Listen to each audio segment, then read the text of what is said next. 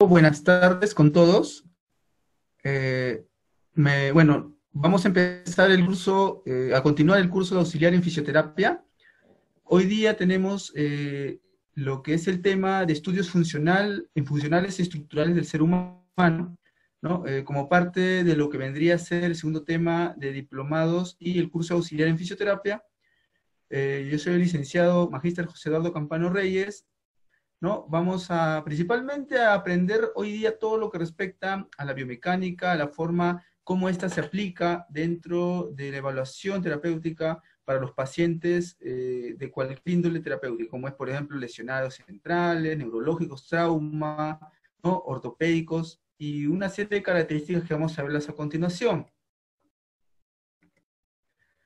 Primero vamos a definir lo que respecta, perdón, lo que respecta a lo que es el ejercicio terapéutico.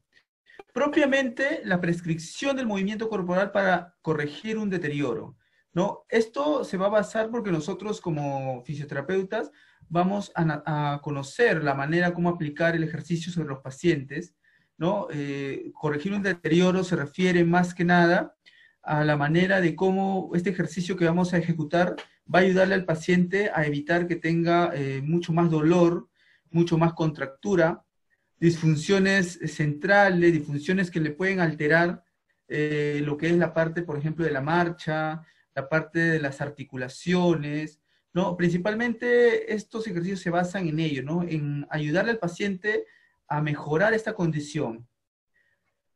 El ejercicio no es solo una forma de tratamiento de diferentes afecciones, sino también una forma de prevención, un arma de prevención, ¿no? Básicamente nos sirve mucho para poder darle al paciente calidad de vida, funcionabilidad. Por eso siempre cuando nosotros decimos queremos una vida, que desarrolle una vida plena el paciente, sin complicaciones, sin enfermedades, sin problemas de repente que le impidan desarrollar la marcha o pararse, va a ser importante trabajar mediante los ejercicios terapéuticos, ¿no? Va a haber una serie de características dentro de ellas en los cuales vamos a tener que considerar, ¿no? Porque no todas las patologías que sufre el paciente son iguales, sino que va a tener siempre algo nuevo, algo especial cada uno de los pacientes, ya que la mayoría de ellos va a tener que pasar por una evaluación para poder determinar en qué grado se encuentra su lesión, ¿no?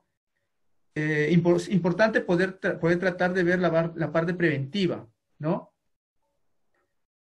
¿Cuáles son las ventajas del ejercicio terapéutico, no? Nosotros vamos a volver a trabajar netamente con lo que es la parte de capacidad de trabajo, vamos a mejorar lo que es la parte energética, ¿no? La parte funcional, le ayudará a tener más fuerza, le ayudará a manejar mejor la parte de coordinación, de adaptabilidad, ¿no? Va a restaurar funciones también nerviosas, ¿no? Porque el que trabaja ahí principalmente es el cerebro, sistema nervioso, ¿no? Tenemos que abordar mediante técnicas que le ayuden al paciente, pues, a reestructurar, a recuperar funciones que habían sido, pues, digamos, en este caso, suprimidas durante la lesión que ha tenido el paciente, ¿no?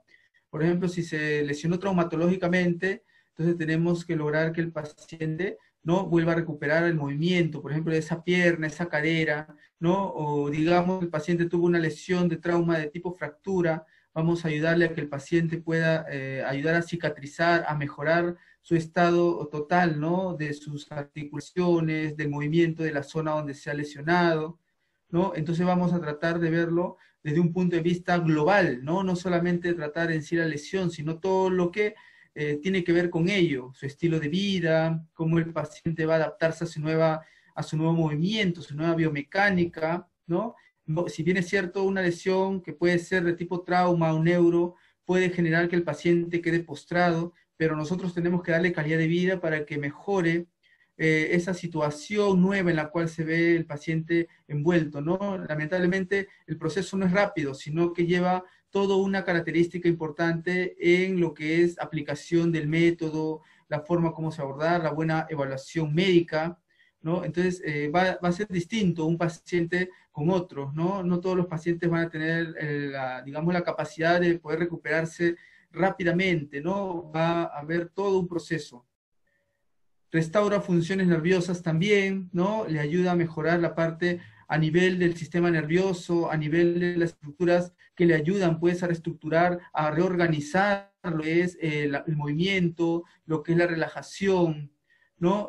Igualmente también le va a ayudar a combatir el estrés, ¿no? El ejercicio terapéutico es muy importante para ello, es básicamente el movimiento, el desplazamiento, la interacción que tienen las estructuras anatómicas con el medio. Por ejemplo, luego de movilizar, de ayudarle al paciente a que gane rango muscular, rango articular, hay bastante mejoría, ¿no? El paciente se ve muy beneficiado con lo que es ese abordaje por parte del profesional de la salud en fisioterapia, ¿no? Sobre todo porque ahí nuestro paciente va a volver a reconstruir lo que es su propio movimiento, va a volver a tener ese contacto con el medio que le permite, pues, ser mucho más independiente, sobre todo, ¿no? Perder el miedo, ¿no? A caerse porque está más estable, ¿no? Y eso se va a lograr gracias a una serie de métodos que vamos a aplicar durante ese proceso de la rehabilitación física. Le ayudará mucho a lo que es la imagen del paciente, ¿no? En este caso, esto de acá, bueno, puede ser variado, ¿no? De acuerdo a cómo necesite, a los requerimientos, ¿no? La parte de la terapia ayudará a este paciente a que mediante los ejercicios terapéuticos pueda ganar rango articular, pueda tener, por ejemplo, una mejor postura, ¿no? Ya se ve mucho mejor el paciente, tiene una mejor imagen, ¿no? Se siente mejor, ¿no? Entonces, igualmente va a incrementar resistencia a la fatiga. Si está constantemente con esa rehabilitación, los ejercicios le permiten tener pues un grado mayor de tolerancia hacia ellos. Es como cuando alguien va al gimnasio, ¿no? Al principio te pesa, la parte estructural muscular te duele, se siente contraído, pero luego que ya tiene un tiempo de poder adaptarse, acostumbrarse a una rutina, ya se le hace sencillo. Algo así es el paciente, ¿no? Se le acostumbra a una rutina en la cual tenga que llevar un programa de rehabilitación con ejercicios, con agentes físicos, ¿no? Con manipulaciones, con terapia respiratoria, etcétera, etcétera, y le va a ayudar pues a mi paciente a mejorar todo su aspecto global, ¿no? Por eso se dice que es una terapia integral. Ayuda a combatir ansiedad y depresión. Quizá algo más importante dentro de lo que es la rehabilitación es la parte emocional, ¿no? Psicoafectiva para el paciente. Importantísimo poderle dar a ese paciente posibilidad de, por ejemplo, tener una esperanza en que va a mejorar su condición. Eso sea lo que más requiere el paciente, ¿no? Aparte del apoyo médico, la buena evaluación, ¿no? Que alguien le pueda dar una oportunidad, ¿no? A lo que lamentablemente el paciente en muchos aspectos y casos pierde, ¿no? La voluntad, ¿no? Entonces, básicamente importante la labor que tenemos como terapeutas y también con un apego profesional directo porque tenemos que estar incluidos. Muchos en teorías mencionan de que no es bueno, digamos, acentuar mucho el lazo porque dicen no, pero en realidad tenemos que tratar de evaluar, de asistencial, ¿no? Pero yo creo que definitivamente la parte emocional es muy importante para mi paciente, ¿no? Quizá yo no voy a estar pendiente todo el día, ¿no? Cuidándolo, pero sin embargo sí tengo que estar pendiente en preguntar sobre el estado del paciente. Siempre es bueno tratarlo con mucho respeto al paciente y sobre todo escuchar si es que él quiere expresar algo, ¿no? Como terapeutas nos quitará un par de minutos más de repente, pero como profesionales de salud va a ser que nos enriquezcamos, pues nuestro paciente realmente va a mostrarse al 100% cómo se encuentra, ¿no? En qué estadio, si le duele. Quizás es algo que en el aspecto médico no se visualiza mucho por el tema de que están atendiendo demasiados pacientes, o de repente es la carga de estrés, la responsabilidad. Tratemos de hacer siempre como unos paréntesis, ¿no? Para saber que a los que estamos tratando son seres humanos, que merecen todo el respeto y también ser escuchados, ¿no? Mejora el tono de los músculos también, de hecho que sí, ¿no? Para nosotros como profesionales, un hito importante dentro de la rehabilitación física es la parte muscular, ¿no? ¿No? La parte muscular tiene que estar tonificada, tiene que ayudarle a mejorar la parte de la contracción, tiene que regularse mucho mejor, porque esto ayudará a mi pacientito a que pueda tener para más adelante fuerza, estabilidad, ¿no? Un tono muscular para nosotros como terapeutas, visto desde el punto de vista global, significa cómo ese paciente va a estar dispuesto a desarrollar actividades funcionales, ¿no? O qué podemos proyectar hacia adelante en cuanto a su recuperación, ¿no? Ayudar a relajarse y estar menos tenso es algo muy importante para el paciente, ¿no? Por ahí nos podemos apoyar de repente también de otros aditamentos, de otros componentes, como por ejemplo la musicoterapia, la masoterapia, ¿no?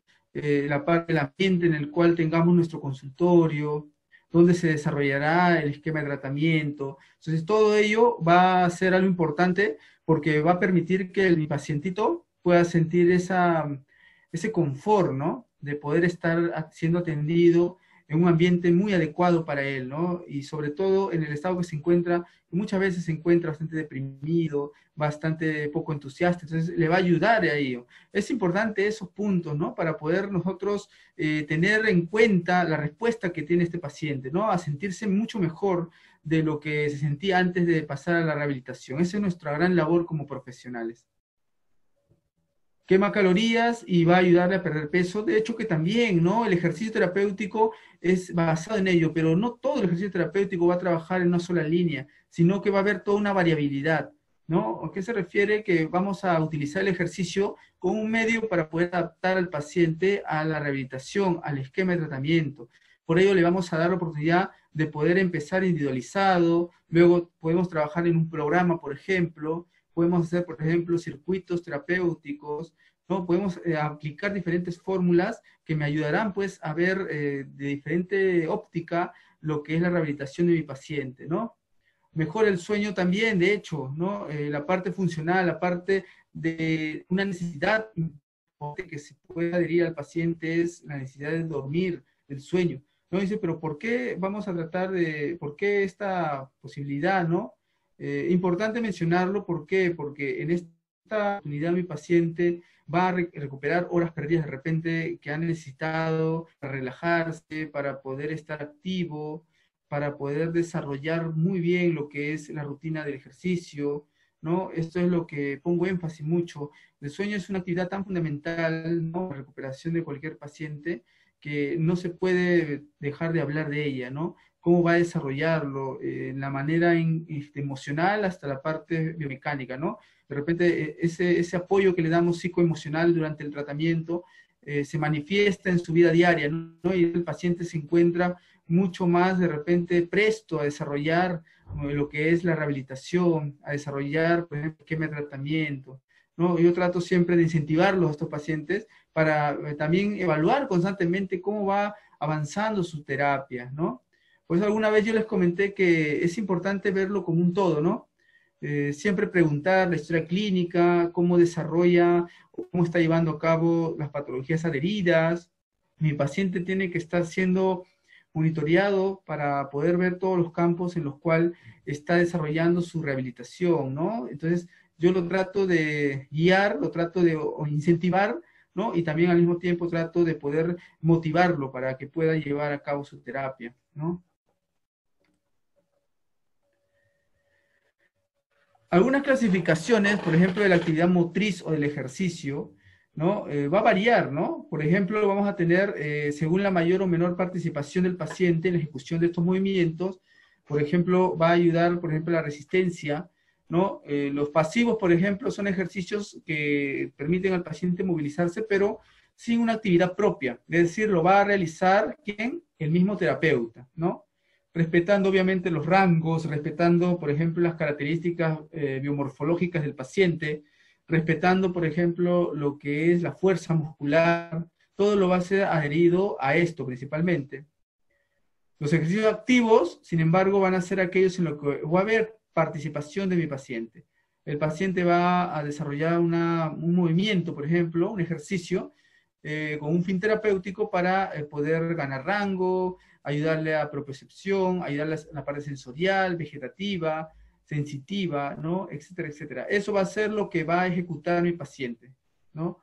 Entonces, esta es la gran diferenciación que hay dentro de cada uno de estos campos del ejercicio terapéutico, ¿no? Los pasivos, como le mencionaba, va a ser un conjunto de técnicas que se van a aplicar sobre estructuras afectadas sin que el paciente realice ningún movimiento voluntario de la zona que hay, ¿no? Entonces podemos hacerlo en la pelota, podríamos hacerlo en la camilla, podríamos hacerlo en la colchoneta, en la tarima, ¿no? Vamos a tener en cuenta acá, por ejemplo, la postura que vamos a adquirir nosotros, ¿no? Tenemos que tener una postura adecuada para poder descargar bien el peso del paciente, ¿no? Para que no termine lesionándome yo como terapeuta, ¿no? Ese pacientito vamos a tratar de incentivarlo en una superficie de repente que sea al acorde o divertida para él, como por ejemplo en terapia pediátrica, como niños le ponemos pelota, le ayudamos mediante canciones para estimularlo, ¿no? A los adultos en este caso le trabajamos individualizadamente, ¿no? Ayudamos que pueda de repente tener mucha mayor fuerza mediante facilitación muscular también, ¿no? Vamos a integrar todo lo que respecta a lo que circunscribe en realidad el ser del paciente, ¿no? El paciente, mientras, digamos, mucho más ejercicio se le dé, mucha actividad, se le incentive, se le trabaje, a ese nivel, realmente mi pacientito va a poder responder bien, ¿no? Lo que yo quiero es que él pueda tener esa respuesta adecuada, ¿no? Que siempre justamente toda persona, todo biomecánica humana ha requerido, ¿no? Ya sea en los ejercicios, ya sea en su vida diaria, en su misma postura, ¿no? En su propia fuerza, todo ello. ¿Cuáles son los principales objetivos que se da a este nivel, no?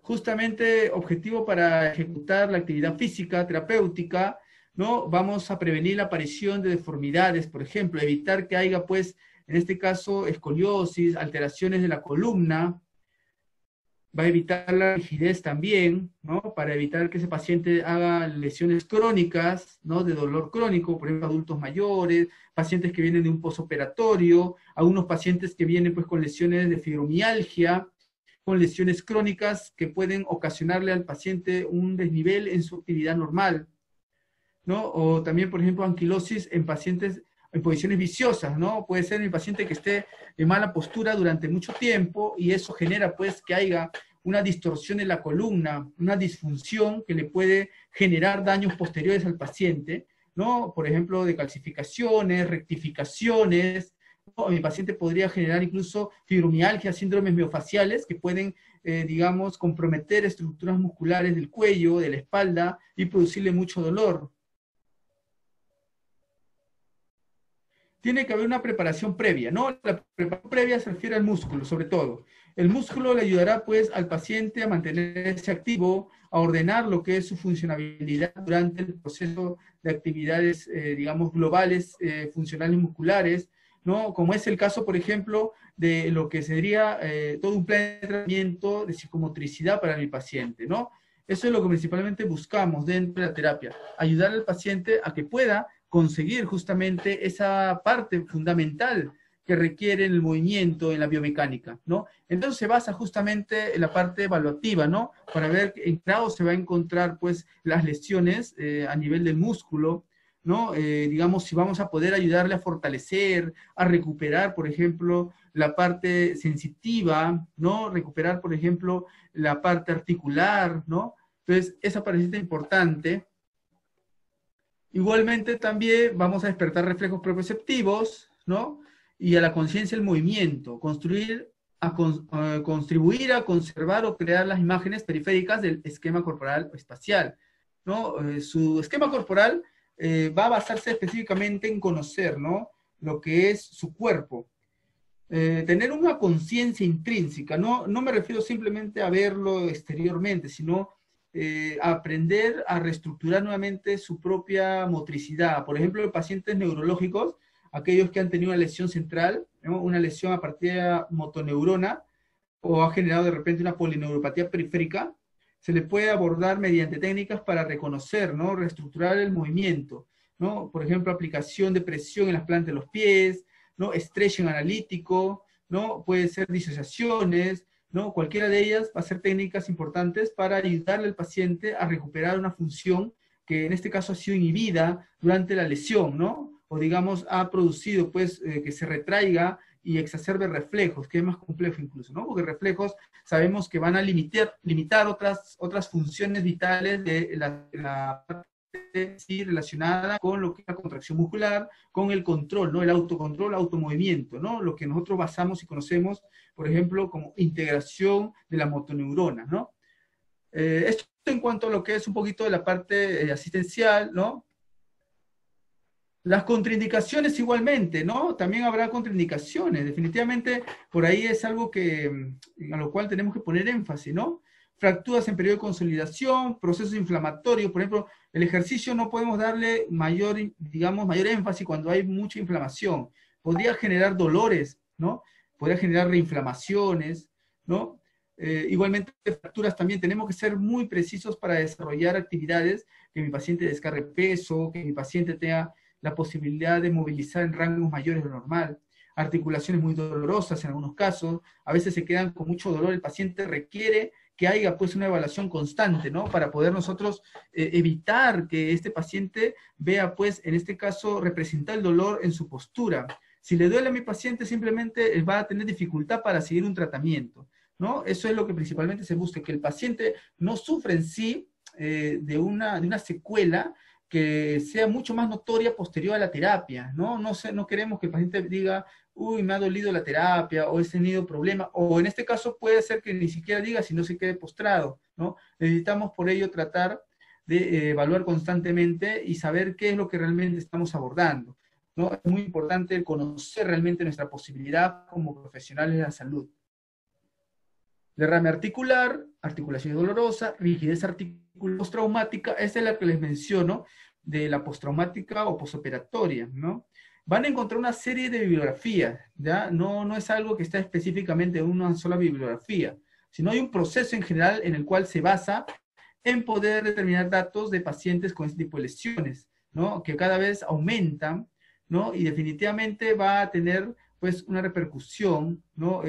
Sobre el estado de vida que requiere mi paciente. Vamos a tener que trabajarle pues en periodos y que principalmente van a ser separados por hitos que va a ejecutar, es decir, va a poder separar, o mejor dicho, va a poder sentar primero, va a poder separar después, va a poder cargar un objeto, va a tener como que paulatinamente casi va a llegar al igualitario de su fuerza anterior. O sea, todo ello requiere pues mi pacientito que pueda ser inducido mediante pues un buen esquema, una buena proyección de lo que vendría a ser objetivos, objetivización del tratamiento, ¿no? ¿Cuáles son nuestros principales objetivos? Objetivo primario, objetivo secundario.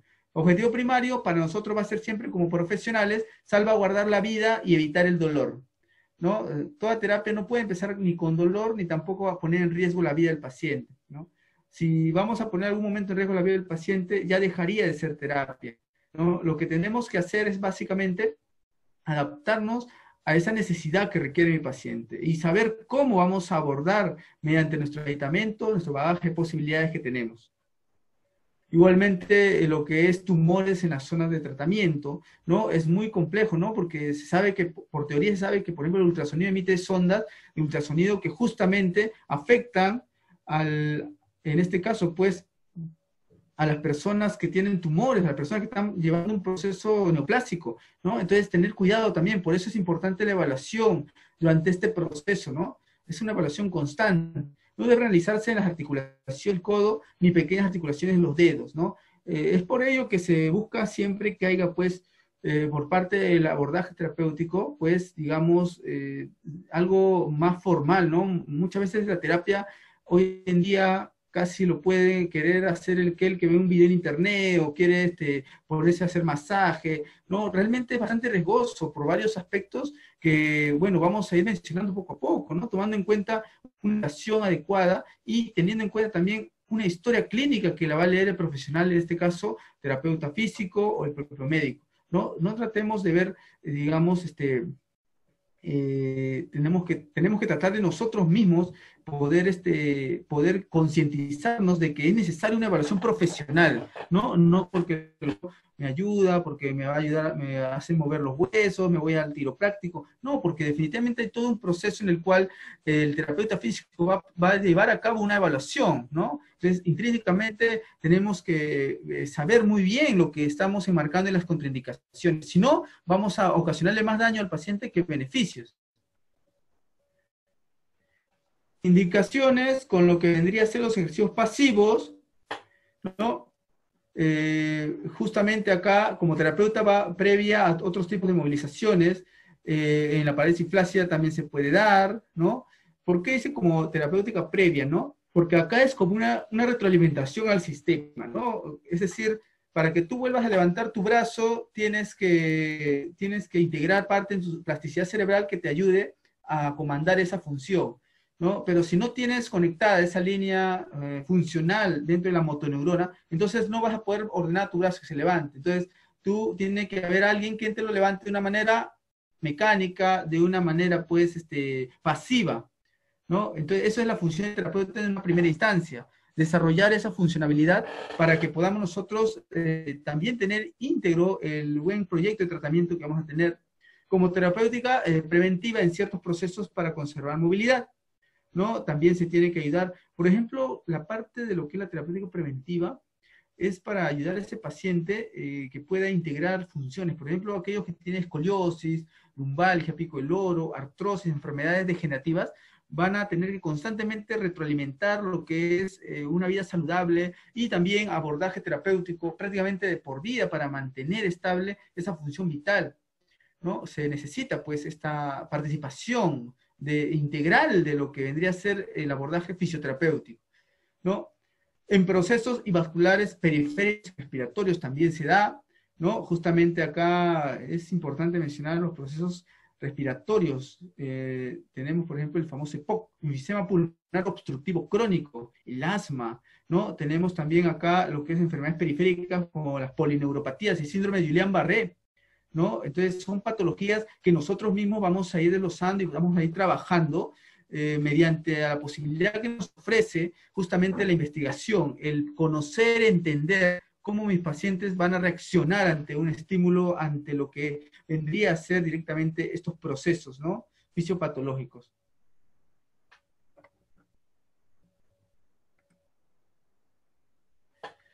En el salón de terapia podemos observar ejercicios de tipo activo, ¿no? En los cuales va a desarrollar actividades con la pelota, por ejemplo, ¿no? Va a desarrollar actividades de equilibrio, ¿no? Le ayudará mucho la parte de la pelota a trabajar la parte propositiva, el esquema corporal, le ayudará mucho a la pelota, pues, a trabajar con la pelota, el poder desarrollar la parte de descargas de peso, ¿no? El poder ayudarle a la parte de coordinación, ¿no? Es muy importante este sector en el cual se aborda, porque realmente mi paciente tiene que ser constantemente estimulado y también tiene que estar en un ambiente muy requerido por él, ¿no? Si ve un salón en el cual no hay un ambiente adecuado, entonces mi paciente va a estresarse, ¿no? Y no le va a concentrarse en la realización de la fisioterapia, ¿no? Entonces es motivación muy importante, la parte de motivación para que ese paciente integre todo ello, ¿no? ¿Cuáles son los objetivos principalmente?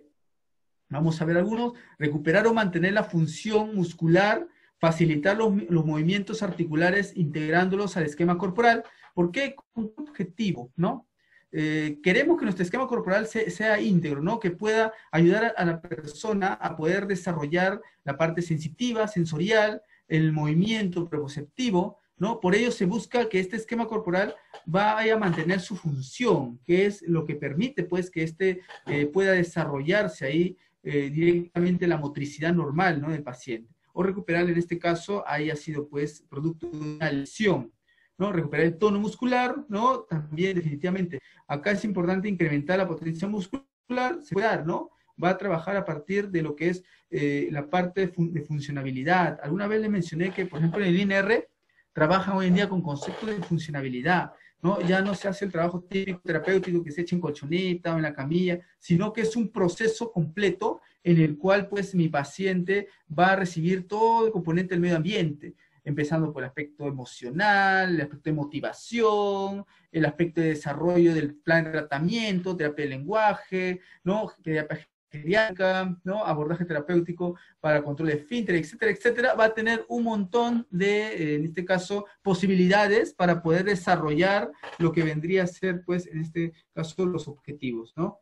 Aumentar la resistencia muscular mediante ejercicios repetitivos y sobrepasen el esfuerzo máximo, ¿no? Este concepto lo he puesto en fin, porque, bueno, es un concepto que se puede considerar, ¿no? Pero va a haber variabilidad, ¿no? No solamente se puede decir que va a aumentar la resistencia, ¿no? Sino que le ayudará, pues, a integrar todo las funciones vitales del aparato locomotor en realidad, ¿no? Siempre he dicho que lo que parece poco es mucho en algunos casos, ¿no? ¿Por qué? Si palabras pequeñas como por ejemplo plastificación, como por ejemplo la masa muscular, como por ejemplo son determinantes para lo que es en sí el abordaje fisioterapéutico. A partir de estos objetivos se pudo flexibilizar mucho más lo que vendría a ser la aplicación de métodos, ¿no? Entonces los métodos hoy en día, que bueno, antiguamente eran considerados como intocables para todo personal que no sea terapeuta, hoy en día se puede dar fácilmente a conocer y ayudar a que este pacientito, ¿no?, puede integrarse a la onda de la reestructuración, a la onda de actividad de la vida diaria, actividades formales de la vida diaria, actividades, etcétera, etcétera, que vaya a tener para poder integrar nuevamente esa capacidad que tenía antes previamente a la lesión. En este caso, los que no se encuentran en posibilidad por ser neurológico, tener un problema central, se puede trabajar realmente, ¿no? Hay mucho que ver acá con lo que es la motivación para el paciente, el tiempo que está llevando la rehabilitación. Por eso yo siempre que tengo mis pacientes, es una pregunta de ley, ¿no? ¿Has llevado terapia antiguamente? ¿No? Luego lo evalúo. Definitivamente no voy a pedir pues que me explique todo el proceso. El paciente que llega a nuestras manos, su mayoría, 80% ya es un paciente tratado, un paciente al cual ya ha habido un abordaje previo, ya ha sido, digamos, el paciente pues expuesto a una serie de planes de tratamientos, incluso en algunos casos de otros colegas, ¿no? Entonces necesitamos nosotros poder dar de la mano a este tratamiento, mejorando pues funciones vitales, ¿no? Siendo muy analíticos para poder desarrollar nuestros sentidos dentro de lo que es el esquema de una buena rehabilitación.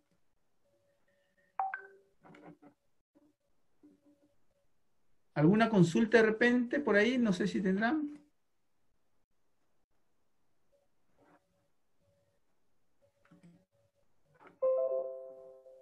¿Alguna consultita de repente por el chat? A ver, por el chat.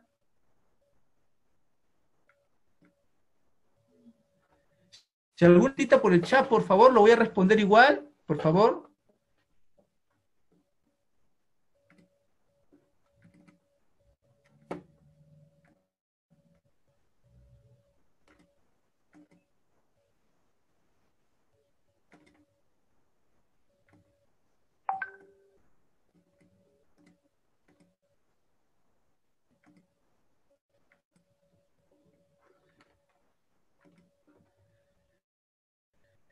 Bueno, acá algunas contraindicaciones, neumopatías graves, miocardiopatías, tumores malignos, la no colaboración del paciente en trastornos mentales también, ¿no? Lamentablemente se da esto.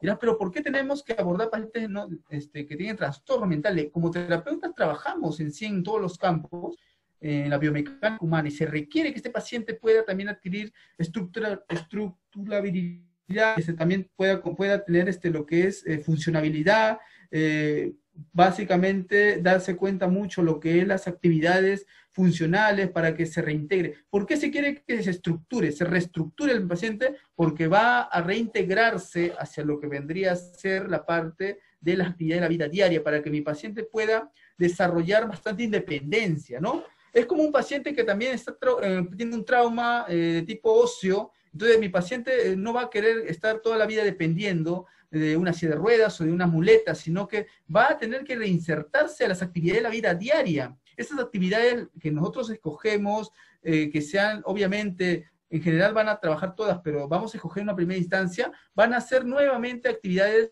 que el paciente va a poder próximamente realizar. No podemos nosotros ir de frente a que el paciente camine o que el paciente cargue peso, no, sino que tenemos que ver, pues, hasta qué nivel se encuentra la lesión, ¿no? Porque definitivamente podríamos ocasionar mucho más daño si abordamos una terapia en la cual no tomamos en cuenta el estadio del paciente, cómo siente. No, pero dirás, pero a mí me funcionó con otro. Mira, yo lo hice en 2 meses, saqué al paciente. En un mes ya estaba dejando 35, 40%. No, pero no es así, porque no todos son iguales. La evaluación varía. El tipo de lesión varía. Por más de que haya sido muy parecida, necesitamos la respuesta constante y diaria con el paciente. Por eso yo soy uno de los que pone énfasis en considerar que la terapia física nunca debe ser igual de una sesión a otra. Es lo que se hace acá hoy en día, lamentablemente, ¿no? Se produce lo que es una suerte de mecanización hacia lo que es el abordaje terapéutico, ¿no? Esta mecanización hace que prácticamente tengamos un protocolo mundial para tratar al paciente. Te vas a la clínica de mayor prestigio económico y cara del Perú, es igual totalmente que en la clínica o el centro más humilde del Perú, ¿no? Eso es algo que realmente deja mucho que pensar en cuanto a la forma como nosotros como profesionales vamos a tratar de inducir hacia lo que es el tratamiento. No podemos cerrarnos a pensar de que solamente hay un protocolo y punto. Hay mucho que investigar, hay mucho que podemos nosotros adherir a nuestro conocimiento, ¿no? Este curso, este taller, este módulo o esta, digamos, diplomado de auxiliar tiene como objetivo abrir la mente de los profesionales de la terapia, porque les ayudará a poder circunscribir lo que es en sí la realidad del paciente, ¿no? Lo que requiere en tiempo real, ¿no? No, digamos, podría ser, quizás, no, sino algo que vamos a llevar a cabo sí o sí durante nuestro abordaje. Anquilosis articulares también, podría darse acá un caso, por ejemplo, el paciente que tiene problemas de rectificación de columna, dolores muy severos debido a la anquilosis en la articulación del hombro, el manguito rotatorio, cristalización de supraespinoso. Entonces, imagínate cuántas características de patologías va a generar, pues, que nosotros tengamos que tener una evaluación previa para ello, ¿no? Ese abordaje realmente va a ser todo un proceso creativo del terapeuta. No existe libro o metodología que diga, tienes que trabajar así, asá y asú. No, no hay un escalafón, sino que es más que todo una evaluación, un análisis que vamos a ejecutar durante nuestra labor profesional. ¿Cuáles son las indicaciones de ejercicios activos, ¿no?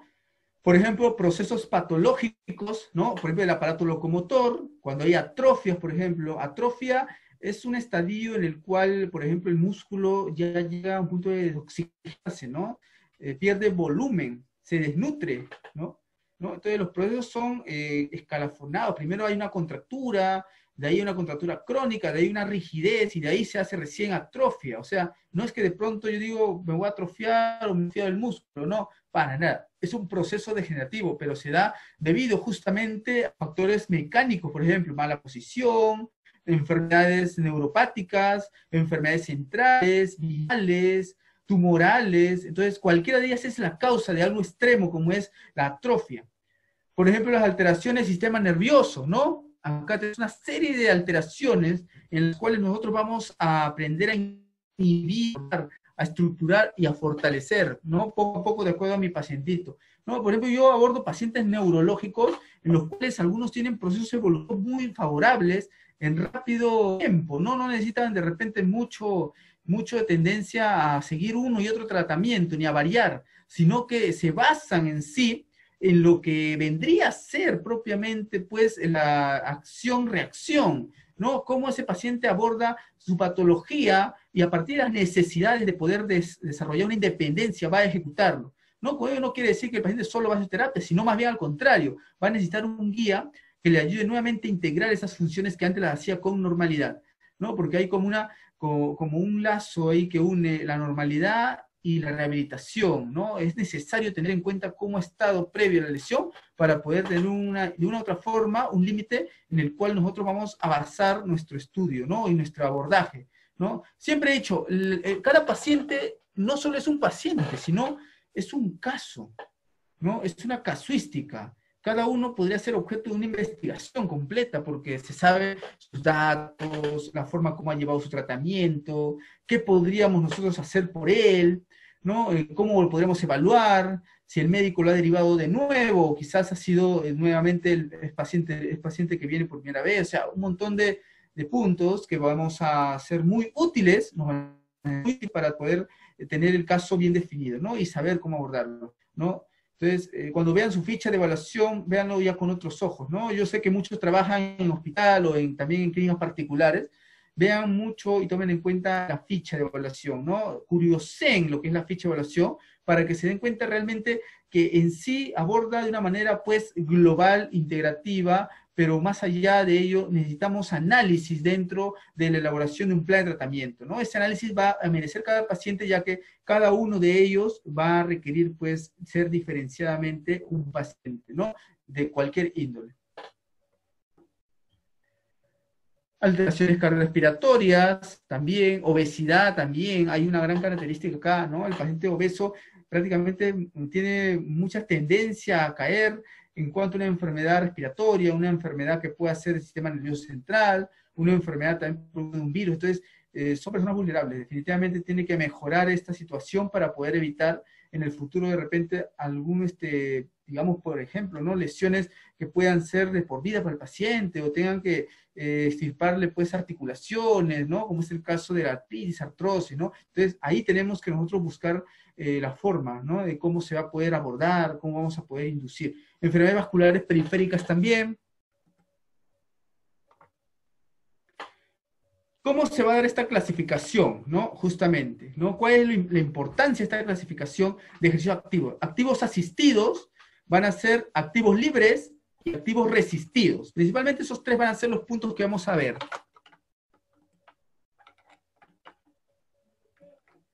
Activos asistidos se realizan cuando el paciente no es capaz por sí mismo de llevar a cabo el movimiento en contra de la gravedad, por lo que se necesita ayuda para su realización. Es ayudar a mi paciente, ¿no? Se encuentra en posición supino, prono, yo voy a tratar de estimularle mediante la movilización de tipo pasiva, ¿no?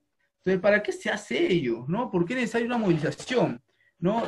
Ya, pero el paciente no lo está haciendo, de nada sirve, dice, no, por supuesto que no. Hay teorías completas que hablan sobre el énfasis que se debe poner en el sistema nervioso, ¿no? Yo estoy estimulando una función de reaprendizaje para el sistema nervioso, ¿no? Digamos, mi pacientito tiene una lesión neurológica, el hecho de mover el brazo, la pierna, estoy mandando información al cerebro de que realmente lo que está haciendo parte distal de su estructura es movilizar. Entonces, lo que él ha hecho siempre es movilizar, lo que va hacia ahora es movilizar, lo que quiere hacer en el futuro es movilizar, ¿no? Eso es básicamente lo que se refiere, ¿no?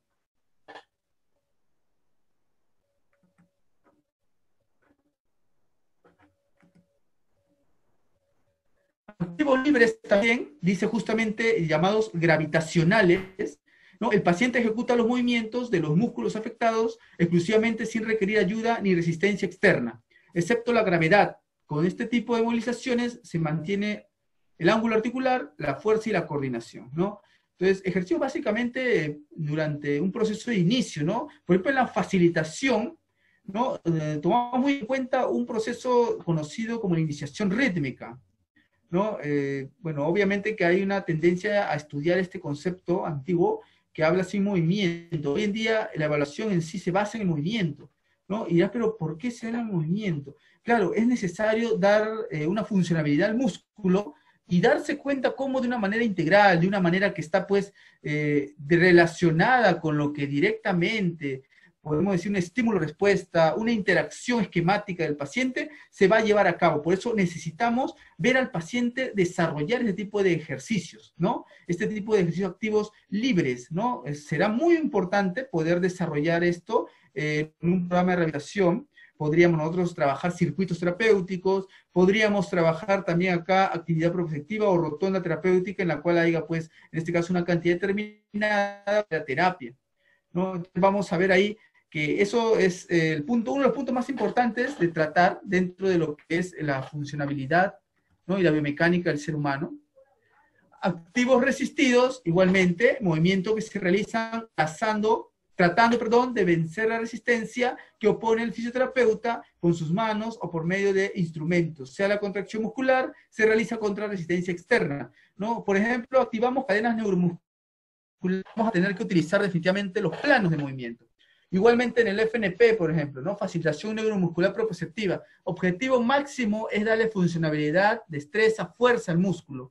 El segundo objetivo podría decirse va a ser en el tiempo, en largo periodo, o puede ser producto de repente de una de métodos, ¿no? Se va a cambiar y valorar mucho los métodos, porque acá nosotros vamos a ver cómo aplicarlos, en qué determinado momento, qué características tiene que tener mi paciente para que sea partícipe de la metodología que estoy aplicando, ¿no? Desarrollar la empatía con los pacientes mucho, comprender cómo se va a sentir, ¿no? Cómo ha estado previamente al estado patológico que ha sufrido, ¿no? Todo ello se va a buscar acá. Vamos a ver un poco de cadenas musculares. Esto justamente dentro de lo que vendría a ser la parte funcional, adaptativa de lo que es la biomecánica, vamos a ver también unos videitos en los cuales vamos a ver cómo se trabaja esto ante todo, ¿no? Vamos a poner eso ahorita para ir explicándolos poco a poco. 5, eso, suelte. Arriba, 1, 2, 3, 4, 5, 6, 7, 8, 9, 10. Bajamos ahí. Vamos a hacer la respiración. Respiramos. Arriba. 1. Empezamos. Arriba. Respiramos. Arriba. 2. Arriba. 3. Arriba. 4. Arriba. 5. Arriba. 6. Arriba. 7. Todavía arriba. 8. Arriba. 9. Arriba. 10. Suelta el relaje. Mantenga la pelota ahí. Apretamos fuerte ahí. Ahora solita. No hay que dejarle. No hay que le empuje. No hay que le dejarle. No hay que le empuje. Suelte. Relaje la pelota. Relaje ahí la pelotita. Eso. Relaje ahí la pelotita. Suelte la almohada. Suelte ahí. Eso. Tiramos ahí la pelota. Ahí. Mantenemos ahí fuerte. Mantenemos la pelota. No hay que dejarle. No hay que dejarle. No hay que dejarle. No hay que dejarle. Mantenga fuerte. Mantenga fuerte. No hay que dejarle. No hay que le empuje. No hay que dejarle. No hay que le empuje. No hay que dejarle. No hay que dejarle.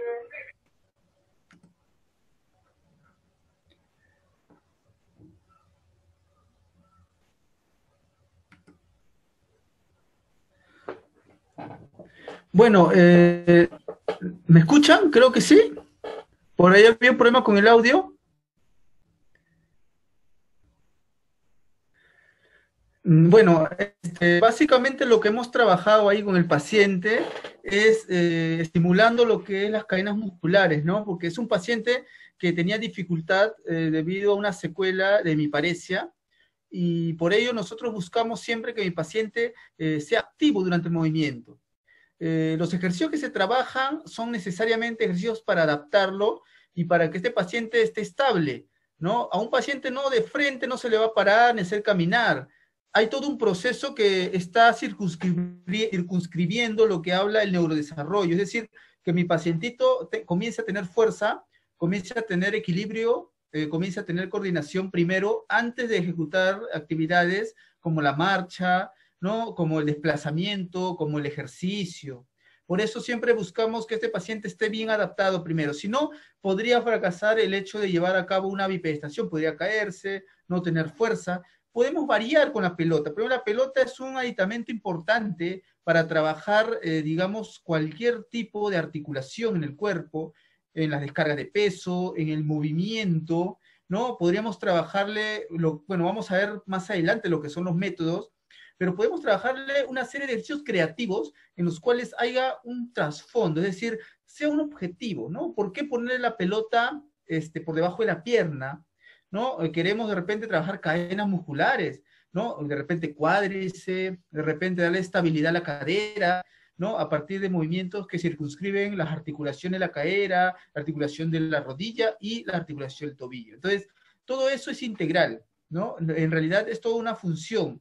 Ahí, si bien es cierto, estoy aplicando facilitación neuromuscular, pero en realidad viene como base de un ejercicio espontáneo al paciente, porque el mismo paciente va a tener bastante iniciativa, ¿no? Se le trabaja de una manera activa porque el paciente está participando del movimiento. Es decir, ahí yo pongo fuerte la pelota, no es de que le empuje, no es de que la jale, básicamente está contrayendo el músculo. Entonces, hay contracción, quiere decir que está realizando una actividad, ¿no? No puede ser pasivo.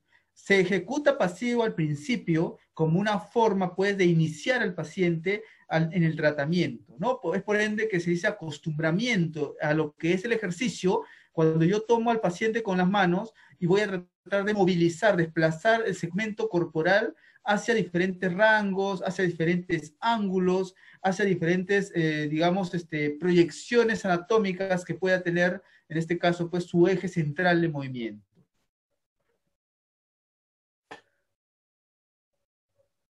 Ahí me preguntan, ¿no? Mi pregunta, Arlet me dice si fue un ejercicio activo asistido. No, básicamente, la contracción muscular cuando se realiza en la pelota es un activo. Asistido sí fue en la mayoría de ejercicios que hemos ejecutado porque el paciente tenía funcionabilidad, ¿no? Por ello es importante primero preparar al paciente, ¿no? De hecho, que todo se va a desarrollar en un marco que requiera la necesidad del paciente. No es que yo voy a hacer simplemente porque quise hacerlo activo o el pasivo, no. Si requiere mi paciente ejercicios activos asistidos, voy a trabajarle, ¿no? Si requiere ejercicios libres, el paciente ejecutará, también vamos a trabajar mediante ejercicios libres. En realidad, como les menciono, nada se circunscribe fuera lo que no requiera.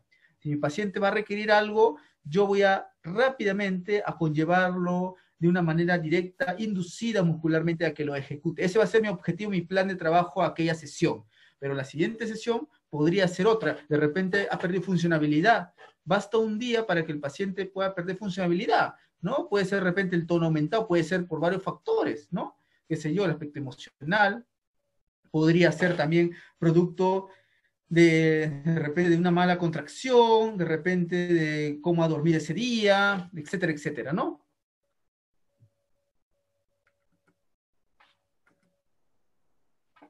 Entonces tenemos ahí lo que vendría a ser la parte de lo que respecta a los ejercicios. Vamos a ver un poquito la biomecánica de cómo se produce esta, digamos, pues, esta funcionabilidad dentro del cuerpo del ser humano, como biomecánica propiamente músculo-esquelética, ¿no? Vamos a ver esa biomecánica.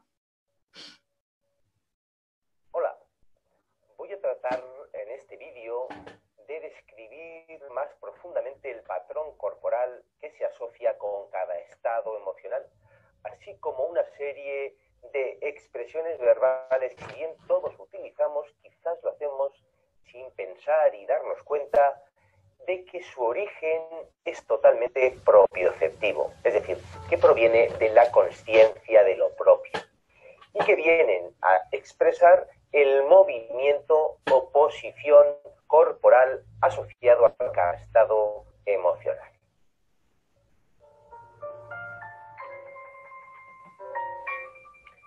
Y vamos a comenzar el miedo, que es, considero, la primera emoción que generó el ser humano. El miedo es un movimiento, y digo movimiento o emoción, del latín movere, mover, es el origen de la palabra movimiento y de la palabra emoción, mover. Voy a tratar en este vídeo de describir más profundamente el patrón corporal que se asocia con cada estado emocional, así como una serie de expresiones verbales que, si bien todos utilizamos, quizás lo hacemos sin pensar y darnos cuenta de que su origen es totalmente propioceptivo, es decir, que proviene de la consciencia de lo propio y que vienen a expresar el oposición corporal asociado a cada estado emocional.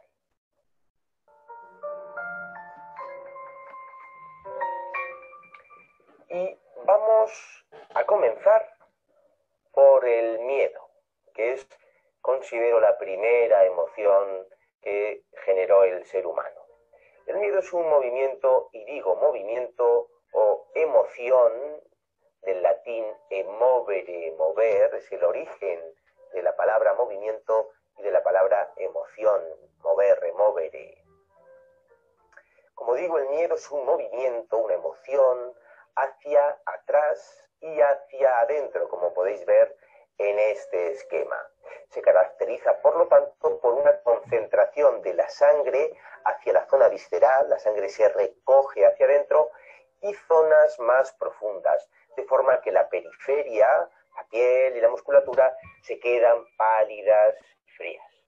La respiración se bloqueará por completo o se hará sencillamente rápida, corta, ¿sí? Como os podéis imaginar una cebra en la sabana que acaba de ver al tigre, ¿verdad? Y empieza a respirar cortito, lento, ¿sí? Con miedo de que le escuche, de que le sienta, de que le perciba, ¿sí? La musculatura estática de esta persona se contrae en forma de espasmo generalizado se pone duro, se pone tieso. Si el daño es inminente, nos retiramos de hemafosis, nos enrollamos los hombros, nos agachamos, la cabeza se mete entre los hombros para proteger la zona más sensible y vulnerable de nuestro cuerpo, que es el vientre, de forma que ofrecemos al exterior, al ataque, para defendernos zonas más duras, menos vitales, y colocamos la parte más ósea, la coraza, ¿sí? Nos cerramos nuestra parte sensible, que es la parte visceral. Aquí es donde está no solo la sensibilidad o lo más vulnerable físicamente, sino también más emocionalmente. Hay que recordar, en ese sentido, que el ser humano es el único animal que lleva su sensibilidad, su vulnerabilidad, su parte blanda expuesta hacia adelante. Todos los demás la llevan orientada hacia el suelo, la llevan protegida con toda la estructura corporal. Somos los únicos que la exponemos.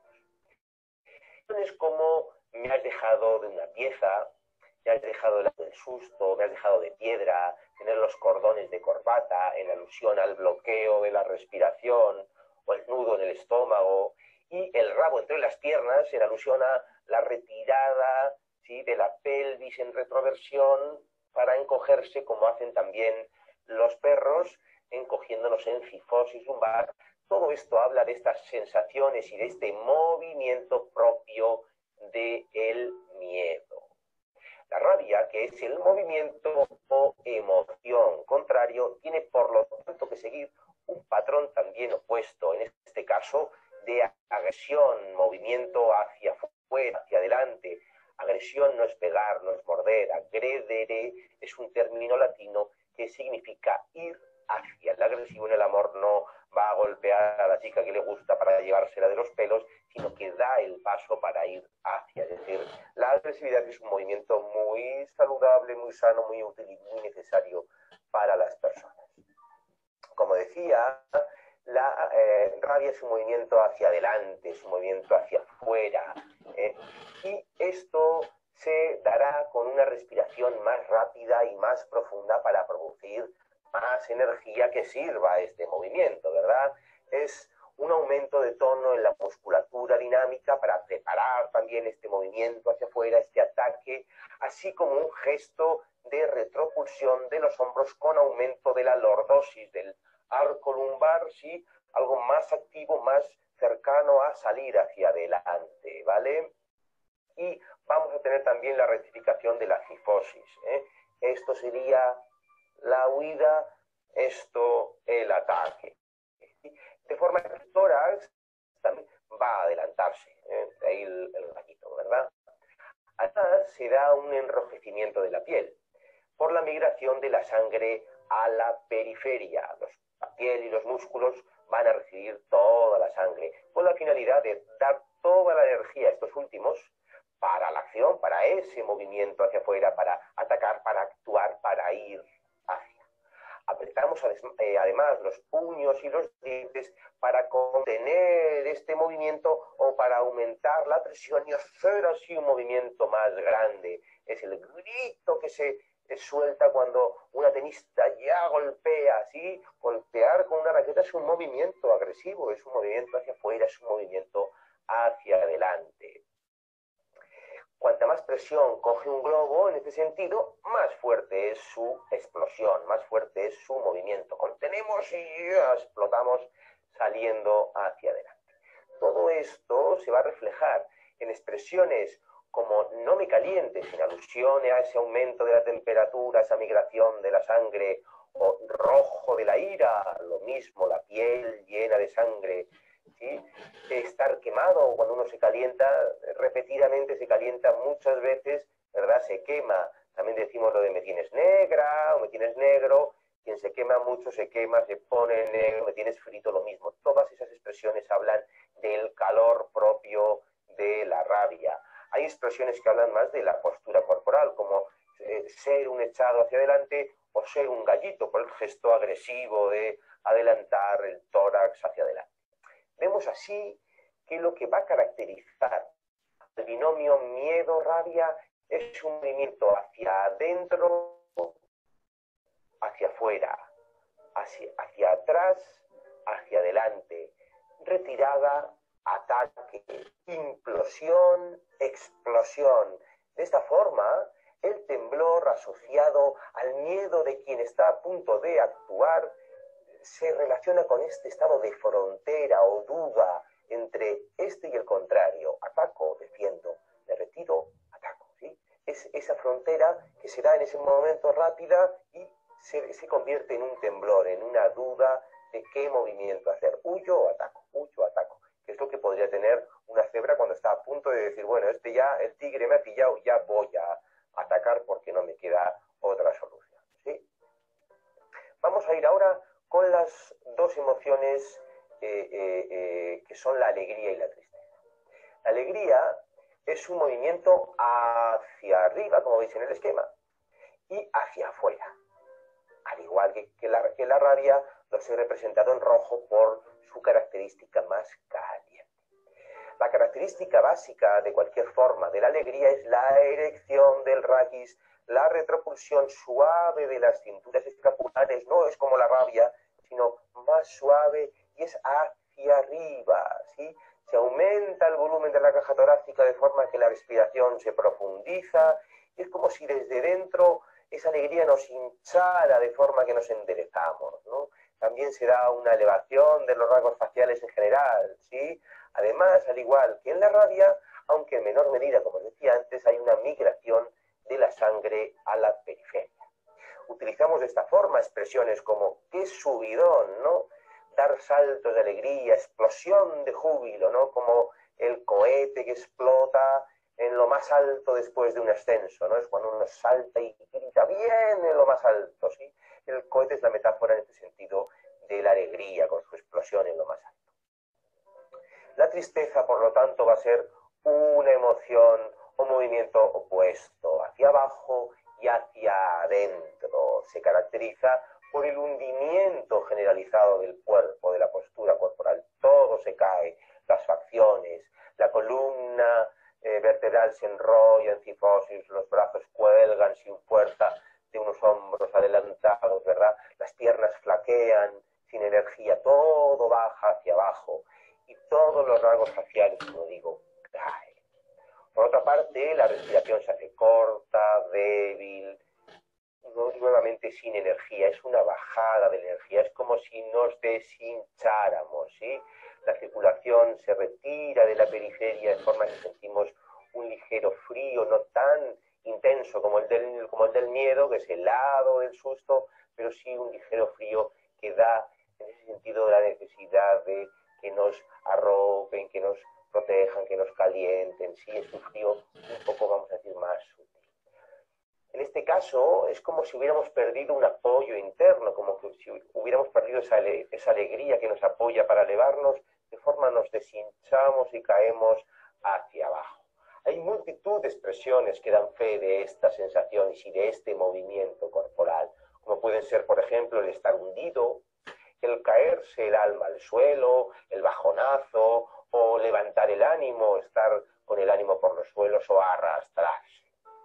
Este constituye el otro binomio emocional, la alegría, tristeza, que se mueve entre el abajo y adentro, el arriba y afuera, ascensión, caída. ¿Sí? Estos son los 4 movimientos emocionales fundamentales. Realizada esta exposición, quiero de nuevo apoyarme en el hecho de que estos patrones emocionales tienen indudablemente un reflejo somático moviendo o llevando la postura corporal a un desequilibrio concreto, y recordar además que cada persona tiene un patrón somatopsicoemocional concreto en el que se mueve de una forma más habitual y frecuente y que determina la manera más o menos alterada o desviada en que utiliza su cuerpo. Todos tenemos nuestro patrón. Si partimos ahora del hecho de que toda desviación de la correcta y perfecta mecánica corporal va a generar un mayor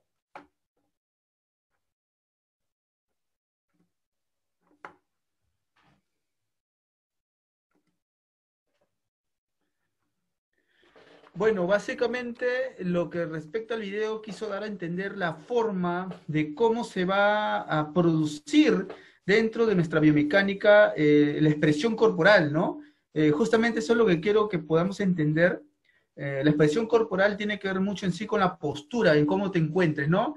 Si por ejemplo estás deprimido, te encuentras con una cifosis, una flexión de cuello, de cervical, ¿no? Y te va a generar, pues, digamos, una disfunción más adelante, ¿no? Vas a estar con tu cervicalgia, con tu dolor funcional, con tu protrusión de mandíbula, tu alteración en los hombros, ¿no? Básicamente, todo ello tiene que ver mucho con los estados de ánimo. Es por ello, por ejemplo, que la parte de reeducación postural, lo que también se conoce como la parte de la reeducación postural global, o el famoso RPG, se basa en ello también en factores psicoemocionales, como menciona, somatopsicoemocionales, ¿no? Entonces, vamos a ver ahí justamente en lo que respecta a este punto importantísimo para ver en sí cómo se va a poder desarrollar dentro de la biomecánica, ¿no?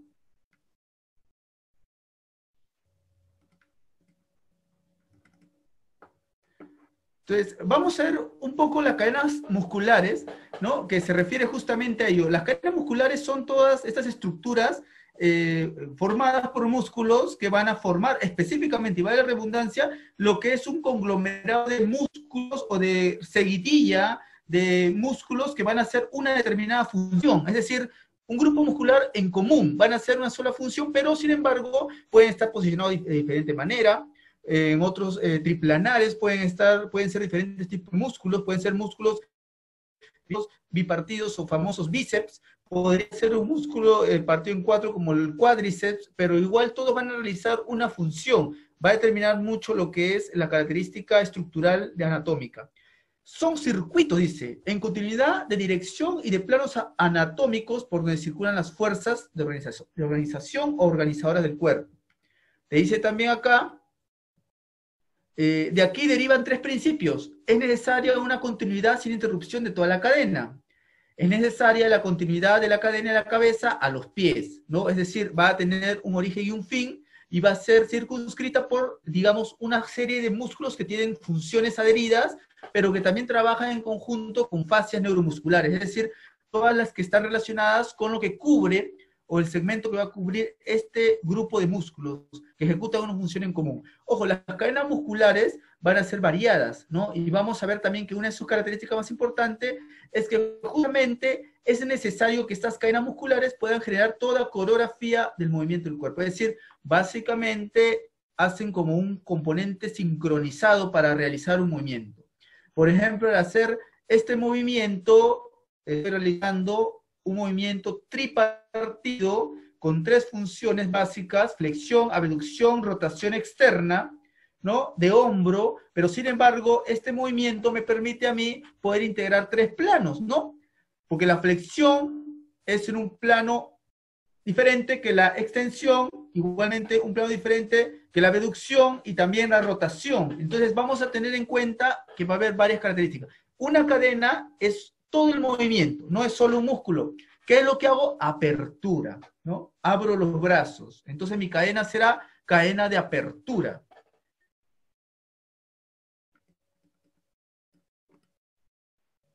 Tipos de cadenas musculares, rectas por ejemplo, habla de la que producen la flexión y la extensión del tronco, ¿no? Recta porque justamente, como es su propio nombre, se encuentran alineadas, ¿no? Músculos que integran la cadena de flexión en el eje anterior o cadenas flexoras anteriores, intercostales medios, rectos anteriores del abdomen, músculos del perineo. Bueno, son básicamente músculos que permitirán lo que es la cadena anterior, ¿no? O flexión en este caso. Ahí vemos cómo están estratificados lo que es las cadenas de flexión, cómo se puede visualizar ahí, qué movimientos va a ejecutar. Por ejemplo, abdominales, flexión de tronco, ¿no? Tenemos los músculos que están adheridos a esta cadena anterior, generalmente van a llevar lo que es el proceso de actividad flexora, ¿no? Las anteriores son flexoras, las posteriores vamos a ver que es el movimiento opuesto, o antagónico también conocido. ¿Quiénes integran a esta cadena extensora? Conocido como transverso espinoso, supracostales, epiespinoso, dorsal largo, iliocostales, lumbares. Básicamente, ¿cuál es la función de la extensora? es mantener bípeda a la persona. La persona está bípeda, está parada gracias a las cadenas musculares, porque le permiten dar fuerza a los músculos paravertebrales para que mantengan erguida. La pregunta del millón, a ver, de repente me contestan por el chat. ¿Cuál creen ustedes que son mucho más prevalecientes en el ser humano? ¿Las cadenas anteriores o las cadenas posteriores? A ver por el chat si contestan.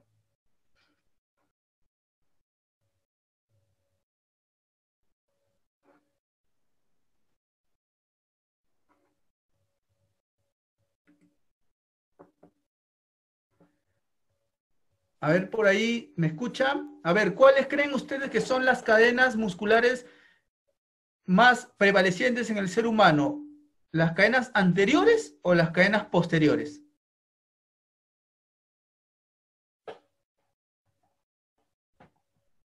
¿Escuchan por ahí? A ver.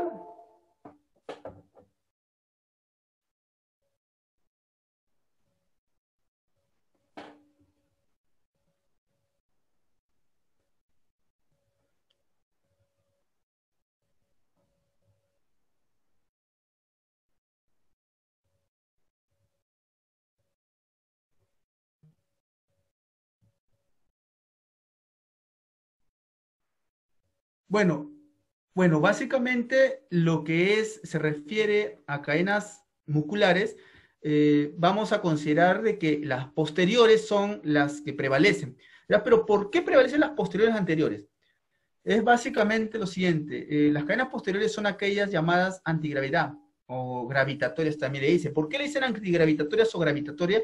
Porque justamente son cadenas que ayudan a mantener la postura bípeda del ser humano, la postura erguida, ¿no? Sobresalen, ¿por qué? Porque tenemos que mantener esa postura. Imagínate que sobresalgan las cadenas anteriores, lo que ocasionaría es básicamente que no pudiéramos tener la bipedestación. Tendríamos que estar o 4 puntos o cualquier otra postura que no sea la bipedestación. El ser humano es bípedo, está erguido, su naturaleza de muscular posterior es erecta, es erguida. Sin embargo, como les menciono, estos estudios se han venido utilizando desde la época de la reptación refleja, incluso, ¿no?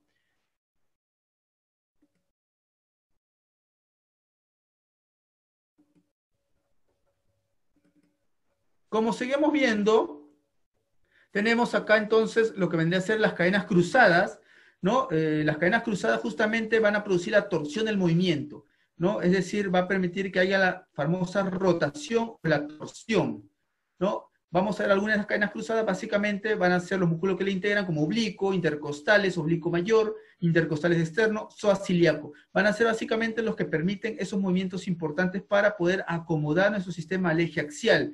El eje axial es un eje que se encuentra a lo largo y ancho de nuestra parte central, ¿no? Va desde la parte de la cabeza hasta la parte de la zona de sustentación o base de sustentación de la parte del miembro inferior. Ahí, por ejemplo, vemos el movimiento de torsión. Cuando uno patea, ¿no? Se da este movimiento de torsión. Es natural este movimiento de torsión. Cadenas cruzadas se puede observar ahí. Puedes trabajar, por ejemplo, la cadena cruzada en un trabajo funcional para pacientes con alguna secuela. Y déjame decirte que lo que mejor puede tener un paciente que tiene secuela de ACV o un paciente de biparesia es trabajarle las cadenas cruzadas a nivel del abdomen. Vas a ver que va a ganar una fuerza tremenda, que en poco tiempo el paciente va a poder pararse, va a poder estar estable y no se te va a caer realmente. Es toda una maravilla trabajar con las cadenas funcionales.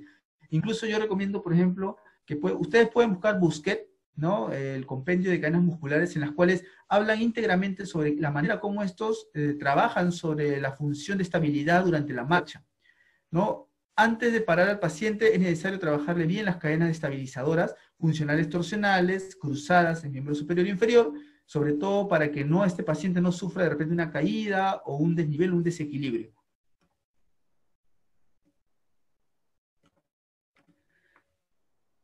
Cadenas cruzadas posteriores que la van a integrar cuadrado lumbar, intercostales externos, serrato dorsal, serrato caudal. Son algunos de los músculos que van a integrarla.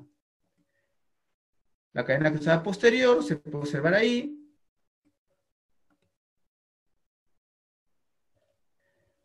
El cuerpo humano, justamente, dice la importancia de la cadena muscular. El cuerpo humano de pie tendrá que adaptarse a la fuerza de la gravedad, asegurar un equilibrio para realizarla. Justamente acá las cadenas musculares van a asegurar estas funciones. Esa es la característica principal en cuanto a lo que vendría a ser las cadenas musculares. Las cadenas musculares nos sirven para poder realizar los movimientos, para poder asegurar estas funciones mediante componentes potenciales. El músculo de por sí no trabaja solo, sino que hay todo un componente integrado. Hoy en día la fisioterapia se basa en abordar cadenas musculares. ¿Por qué? Porque simplemente se ha dado la situación de poder analizar que el movimiento y la biomecánica humana funcional es netamente, como les menciono, ocupacional o muy útil para desarrollar actividades. Es funcional o ocupacional. ¿Qué cosa quiere decir funcional o ocupacional? Que lo que queremos que en la terapia el paciente pueda agarrar su brazo y utilizarlo para lavarse los dientes, para cepillarse. Agarrar su brazo y utilizarlo para peinarse. Las damas utilizan su brazo para abotonarse el brasier, para peinarse, maquillarse. Entonces, eso es la parte principal de la fisioterapia de hoy en día. Todo le basa en actividades, en actividad ocupacional. Por eso es importante el trabajo también de nuestros colegas ocupacionales, ¿no? Luego ellos lo trabajan mediante una terapia a largo periodo. Pero, ojo, nosotros hacemos todo el trabajo incipiente, es decir, trabajamos la base de ese movimiento, de esas funciones, las potencializamos y luego vamos a decir a nuestro colega ocupacional para que él nuevamente las adapte, ¿no? Él le enseña lo que es las actividades laborales, etcétera, etcétera. Nosotros comenzamos lo que es básicamente la contracción, comenzamos a regular, a modular el tono, la fuerza, ¿no? ¿Y eso cómo se hace? Eso se hace con metodología específicamente. La metodología que vamos a ir viendo a lo largo del curso, ¿no? Vamos a ir viendo la forma de abordar de la implicancia que juega un papel fundamental dentro de las funciones musculoesqueléticas. El tratamiento por las cadenas musculares es en realidad un trabajo de las fascias, ¿no? Lo que le mencionaba ahí, las fascias justamente son las estructuras membranosas que van a cubrir los músculos y que van a estar unidas una tras otra. Es como unas bolsas, ¿no? Que cubran los músculos y que se contraen al mismo tiempo, que generan pues esta funcionabilidad.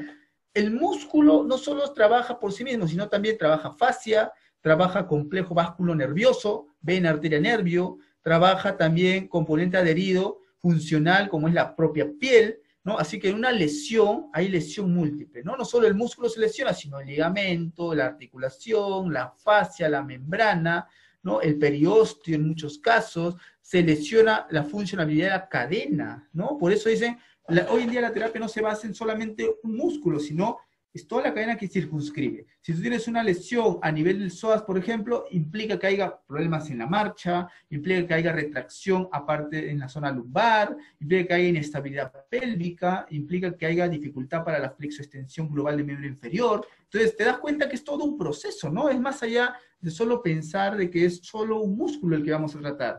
Es todo un componente, ¿no? Esquema de tratamiento fisioterapéutico en métodos. Justamente lo que vamos a ver un poquito ahí. Ejercicios terapéuticos, junto a la fisioterapia, los ejercicios terapéuticos son una forma de tratamiento fundamental en la medicina y rehabilitación, ¿no? Ejercicios, no solo una forma de tratamiento de diferentes afecciones, sino también un arma preventiva. ¿Por qué el ejercicio se hace de esta manera? Se prevé. Yo voy a prevenir mediante mi abordaje.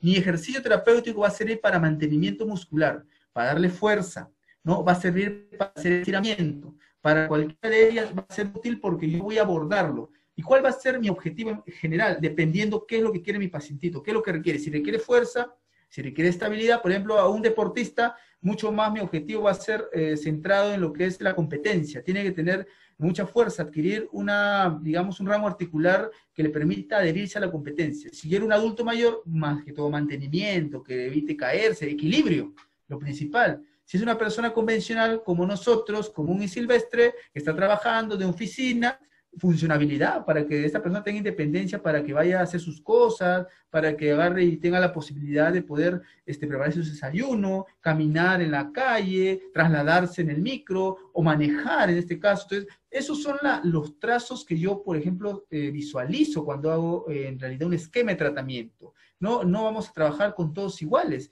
es todo un proceso en el cual vamos a determinar la evaluación. Esa evaluación se basa en una anamnesis. No es que de pronto yo voy a inventar el tratamiento. Yo digo, no, porque yo vi al licenciado Campano que le pone compresas, le pone electroterapia, voy a hacerlo igual. No, se basa en que yo tengo que evaluar y sacar mi criterio de yo mismo. Ya, y digamos que no puedo evaluar, no tengo la oportunidad, no conozco técnicas, agarra tu historia clínica, ponte a leer la historia clínica del mismo paciente. Ya, no tengo historia clínica porque el paciente va a mi consultorio particular. Fácilmente, entonces haz una anamnesis, una entrevista al paciente. No, el paciente no puede hablar, tiene afasia de la expresión, haz una entrevista a los familiares. No puede ser que no haya forma, tienes que saber del paciente para poder plantear este esquema de tratamiento. No es solo el hecho de tener buena voluntad, sino es todo un proceso científico al cual nos vamos a adherir como profesionales. Es para bienestar del paciente y para también tener pruebas fehacientes de que se puede abordar. Una ficha de evaluación es algo estandarizado, pero es algo que no se aplica, está en la teoría, ¿no? Obviamente tenemos que hacer el cambio en ese aspecto. De acuerdo al ejercicio terapéutico también, para mantener y mejorar el rango articular, va a haber también tipos de ejercicios, ¿no? Básicamente los ejercicios terapéuticos van a basarse en ello, en poder visualizar el estadio en el cual se encuentra mi paciente y abordarlo, ¿no? También va a haber ejercicios para aumentar fuerza. Esto lo puede hacer de una manera, pues, de repente, lo puedes hacer activa el paciente. Va a haber grados también, cuando el paciente empieza, digamos, y hasta incluso vamos a irnos al extremo, está postrado, ¿no? Tengo que trabajar la fuerza, claro que sí. Empiezo con un pasivo, le trabajo la propiocepción y luego le trabajo, pues, ejercicios de fortalecimiento, pero en grados menores todavía, es decir, la contractibilidad, de trabajo por ahí la parte respiratoria, que es muy importante para oxigenar los músculos del paciente, ¿no? Ejercicios dinámicos, isotónicos, igualmente los típicos que realizamos, ¿no? Acá podemos ejecutar con una pesa, en diferentes posturas, va a variar mucho, isotónicos, ¿no? Pueden ser básicamente concéntricos y excéntricos, ¿no? Específicamente ejercicio de contractibilidad, flexo, extensión de rodilla. Puedo trabajarlo yo también, aprovechar esto con la liga, puedo trabajarle de una manera activa, el paciente puede tener ya, digamos, mucha fuerza y trabajarle tranquilamente con pesas, pero como te digo, es paulatino, pues al abuelito de 90 años que viene, directamente tengo que primero estructurar nuevamente su movimiento, el movimiento pasivo, por ahí veo hasta qué grado puede llegar y le trabajo ejercicios, pero muy rango, muy pequeño, tomando en cuenta el estadio, como le menciono, ¿no? Siempre todos son distintos, así que siempre evalúa cómo se encuentra para trabajarle el ejercicio. Teniendo en cuenta eso y consultando al fisioterapeuta para ver cómo va avanzando o el progreso de, en este caso, el tratamiento. Si en este caso eres fisioterapeuta, entonces trabájale una evaluación constante. Cada sesión se le vuelve a evaluar, ¿no? Porque yo lo dejo en una postura, lo dejo con un músculo a grado tal, bien activado, digamos, porque he tenido la oportunidad de trabajarle bien la facilitación, y al día siguiente, digamos, el paciente por ahí de repente ha pisado mal, o de repente por ahí el paciente le ha caído hasta una indigestión, puede haber generado que sus músculos se retraigan, su tono va a alterarse, o puede ser que haya tomado medicamentos que le ha generado una disfunción en el tono. Entonces también, como te menciono, todos los medicamentos tienen algo en contra del tono y del estadio funcional muscular. O lo tensan, o generan que haya de repente bastante relajación, o generan que las contracciones sean más rápido. Siempre va a haber. No hay medicamento que no produzca ningún efecto en los músculos. Todos siempre van a producir. Entonces, eso para nosotros, por ejemplo, es algo a tomar en cuenta constante en nuestra historia clínica. Si bien es cierto, no vamos a poder nosotros hacer nada porque es parte de su tratamiento, es necesario ese medicamento, tenemos que tener en cuenta para abordar bien nuestra evaluación próxima a la terapia. Y nuestra evaluación se basa justamente en mantener ese estadio funcional al cual el paciente había estado llegando, ¿no? O había estado en este caso.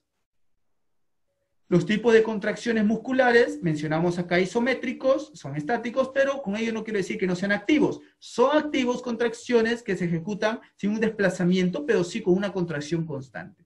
Esto puede variar, ¿no? Porque de acá el paciente, la mayoría de pacientes que han necesitado, por ejemplo, contracciones musculares para fortalecer ciertas estructuras y mejorar la estabilidad, por ejemplo, las rótulas, trabaja cuádriceps, ayuda mucho para que fortalezca y tonifique, oxigenando bien los músculos de las estructuras requeridas.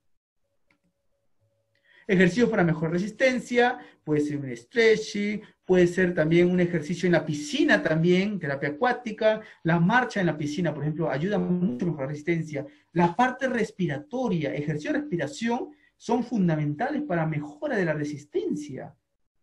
No necesitas agarrar y llevarlo de corda 10.000 metros para que pueda el paciente tener resistencia. Puedes tú trabajarle respiración sentadito en su sillón, echado, está en su cama, respiraciones, que haga unas 15 respiraciones con intervalo de 3 a 5 segundos, unas 4 series, está excelente para mejorar su ventilación. Yo creo que definitivamente la respiración nos lleva a nosotros a reflexionar acerca de la forma como realmente se tienen que hacer los ejercicios. Llevamos una buena inducción respiratoria, déjame decirte que el ejercicio que plantees va a estar bien organizado y vas a tener resultados muy fructíferos. Recomendación, siempre en cada inicio de sesión, que nadie lo veo, lamentablemente en los protocolos mundiales no lo hacen, darle aunque sea un par de minutos a la parte respiratoria. Que ese paciente, que ese adulto mayor, que ese niño, que esa señorita, que ese joven, empiece su terapia trabajando la parte respiratoria. Ejercicios para mejorar coordinación es muy importante acá, de hecho que sí, le va a poder al paciente permitir tener más estabilidad al estar en bípedo, más fuerza también le permitirá a mi paciente, ¿no? Entonces, lo que yo recomiendo siempre es que se trate de ver desde este punto de vista. Mi paciente tiene que tener un montón de lo que es el equilibrio. El equilibrio y la coordinación van a ayudarle a poder visualizar, a tener una percepción de los sentidos mucho más estable, y también le dará pues seguridad al momento de ejecutar, por ejemplo, la actividad de la marcha, ¿no? Es muy importante esta parte, ¿no? De todo punto de vista, coordinación. Podemos trabajar la manual, podemos trabajar la coordinación en bipedestación, la coordinación funcional, va a la par con lo que es la parte respiratoria. Va a la par con lo que es la parte respiratoria acá. Eso lo trabajamos, como te digo, en las posturas que requiere, ¿no? En las posiciones, en supino, prono, ¿no? En posición lateral, ¿no? Trabajamos en las posturas en 4 puntos, podemos trabajar con la pelota, por ejemplo, podemos trabajar ejercicios de coordinación en los cuales el paciente tenga que tocar, por ejemplo, una estructura, digamos, que está en una mano hacia otra, o tocar un hombro o una mano y tocar el hombro, digamos, del lado opuesto o la rodilla opuesta, ¿no? Entonces vamos a ir viendo ahí cómo se da este proceso o estos ejercicios de coordinación, ¿no? La capacidad aeróbica también, ¿no? Para trabajar mucho acá lo que vendría a ser la funcionabilidad de un paciente que va a tener la capacidad ventilatoria máxima con posibilidad de poder respirar adecuadamente. Esto lo hace de una manera activa y ya el paciente se encuentra en un estadio en el cual puede controlar mucho mejor su respiración, ¿no? Acá hay bastante control respiratorio. Puede ser una movilización de acuerdo a la resistencia externa también. Tenemos la primera, la movilización básicamente, sin resistencia y sin actividad muscular, no es en sí un ejercicio propiamente, ya que no hay actividad voluntaria. Esto, por ejemplo, en una iniciación. Métodos como la facilitación neuromuscular trabajan netamente esto para iniciación rítmica, es decir, para enseñarle a la articulación del paciente que tiene que desplazarse para que pueda ésta ejecutar un determinado movimiento. Ejercicio activo asistido, ¿no? El paciente va a tener la posibilidad de desarrollar la marcha o una actividad determinada, pero siempre la asistencia del fisioterapeuta, ¿no? Importante por esos medios de secuela de ACV, por ejemplo, en los cuales asistimos al paciente en el movimiento, las estructuras que pueden tener de repente una adherencia debido al problema del reflejo, al problema, por ejemplo, de la postura que tiene mi paciente. Voy a tratar de adherirlo al movimiento normal que va a tener. En adulto mayor, para que se entienda buen cristiano, yo le trabajo acompañando, o sea, le trabajo bipedestación, trabajo lo que es la marcha, ¿no? Vamos a hacer un pequeño video para que se pueda ver la actividad asistida y mediante lo que es la funcionalidad de la marcha, por ejemplo, en pacientes centrales.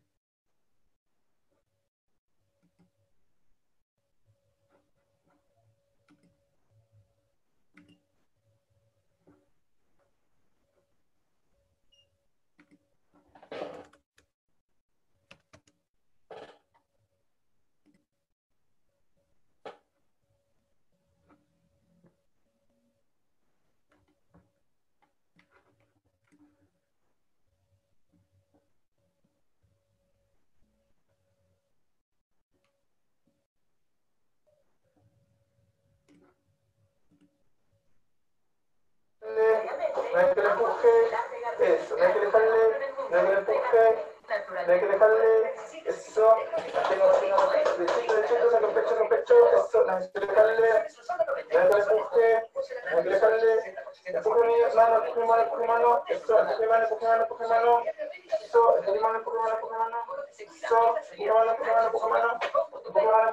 mano, manténgase fuerte, relaje, derechito, Pechito, saca pecho, eso, no hay que dejarle, no hay que le empuje, no hay que le empuje, no hay que dejarle, no hay que dejarle, eso, no hay que dejarle acá, cadera, no hay que dejarle acá, cadera, no hay que le empuje, no hay que dejarle ahí, así fuerte, no hay que dejarle ahí, no hay que dejarle cadera fuerte, eso, cadera fuerte.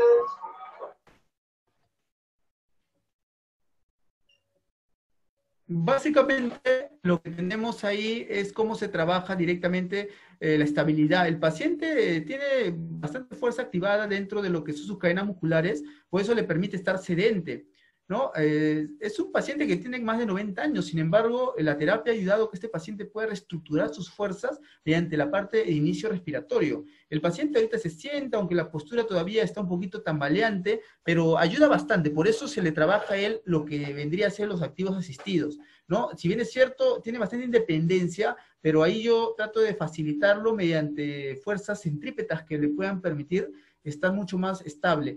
¿Por qué la parte de lo que es el ejercicio de resistencia dentro de estos ejercicios para el paciente en sedente?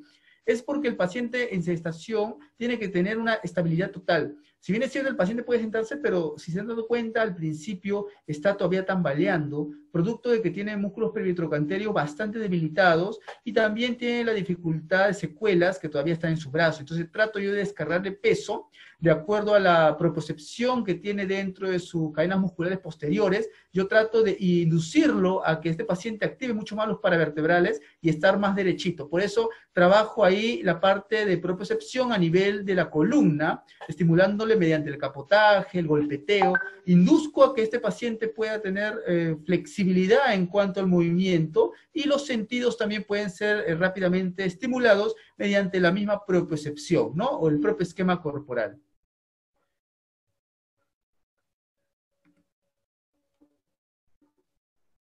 Ya me está preguntando, me dice, un paciente operado del fémur, le pusieron plaquetas, pero presenta mucha contractura en la espalda que puede rizar. Bueno, toda lesión en miembro inferior ya sea de rodillas hacia abajo o femorales, antes de rodilla, siempre va a implicar que hay una mala descarga de peso, porque el paciente ha tenido una lesión biomecánica, es decir, la parte importante de su miembro inferior que descarga el peso hace que compense, entonces su pelvis genera que haya ciertas torsiones o alteraciones en el peso y lleva la contractura hacia la parte de la espalda, por eso le duele la columna, le duele el omóplato, le duele el cuello, es como una combinación. Se tiene que trabajar como una cervicalgia, ¿no? Le trabajas primero la evaluación muscular, le haces un masaje suave, le trabajas después con presas calientes, trabajas con ultrasonido.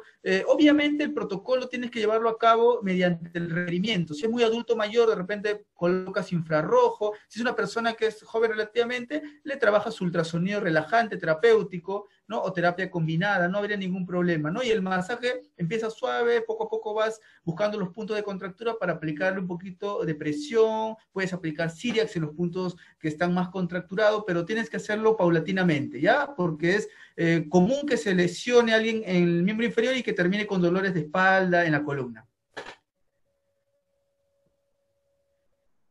Depende mucho de la rutina, dice, habitual que lleva el paciente antes de ser operado para su recuperación. Sí, claro que sí, depende mucho cómo se lleva a cabo la rehabilitación física. Tiene que ser bien establecida un esquema de tratamiento. Muy bien tu aporte, es cierto. Necesita que el paciente pueda visualizar un esquema de tratamiento objetivizado, es decir, se busca un objetivo primario y luego un objetivo secundario. El primario va a ser definitivamente que este pacientito pues, pueda tener facilidades para poder realizar actividades vitales, como por ejemplo el pararse, el comer, ¿no? Etcétera, etcétera, y respirar, ¿no? Y posteriormente ya se realiza actividades que le implican desarrollar la vida laboral, todo ello. Un paciente operado de rodilla, le pusieron placas, me dice ahí, le pusieron placas, se le puede realizar ejercicios. ¿Qué tipo de ejercicios se le puede realizar? ¿No? Bueno, en realidad puedes trabajar en tibiales, flexo extensión tobillo, movilizar cadera, hacer ejercicios de movilización de cadera, puedes trabajar acá, flexo-extensión, en realidad de tobillo puedes trabajarlo a partir de movimientos iniciando pasivo, luego un poco más activo que contraiga cuádriceps para que le dé estabilidad a la rodilla, a la rótula para que esté estable. Puedes trabajarle, y algunos me preguntan qué fecha, realmente lo más pronto posible. Muchos dicen, no, pero tiene todavía posoperado, está inflamado. No, en realidad puedes trabajar tú a nivel de la zona distal por el teorema de las famosas cadenas musculares. Es necesario más bien que lo empecemos a trabajar para que evitar que haya rigidez y todo ello, ¿ya? Que me pregunta Arlet Pérez, ¿no? Dice, ¿no? Sobre las placas me pregunta, ¿no? Sí puedes trabajarle en realidad, pero distalmente, y ojo, ejercicio de rango limitado, obviamente, pues, ¿no? Bueno, hoy día hemos culminado la sesión terapéutica, o mejor dicho, la sesión positiva de lo que es la rehabilitación física. Vamos a continuar la próxima clase, que es el día martes. Muchas gracias por todo. Estamos viéndonos. Muy amables ustedes.